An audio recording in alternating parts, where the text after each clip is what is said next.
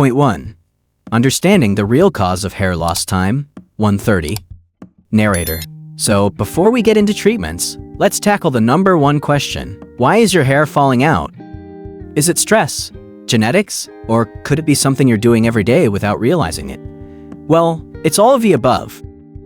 Most people don't realize that hair loss can be triggered by everything from hormonal imbalances to poor diet to environmental factors. Stress, for example? Yeah, that emotional roller coaster you're riding right now can wreak havoc on your hair. You see, stress increases cortisol levels, which disrupt the growth cycle of your hair. But that's not all. There are still two other major causes you need to know about. And trust me, the next one will shock you. Cliffhanger transition. But before we dive into the second cause, let's talk about something you probably didn't know could be contributing to your hair loss. Scene transition. Shift to a calming tone, new image of someone looking at a mirror with thinning hair. Point 2. The silent killer, your diet and nutrition. Time 1:30. 3.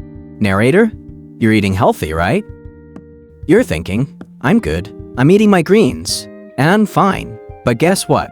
Not all food is your friend when it comes to maintaining healthy hair. In fact, a lack of key nutrients like iron, zinc, biotin, and vitamins A, C, and D could be causing your hair to fall out faster than you can say I'm losing it. It's frustrating, right? You try everything, but when your body's not getting the right fuel, even the best hair care routine won't help. And here's the worst part.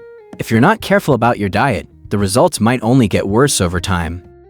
Pattern interrupt lighthearted moment. I mean, no one wants to end up like that one uncle who's been rocking the balding at 25 look for decades, right? Narrator. So, before we get into the solutions, make sure you're nourishing your body from the inside out.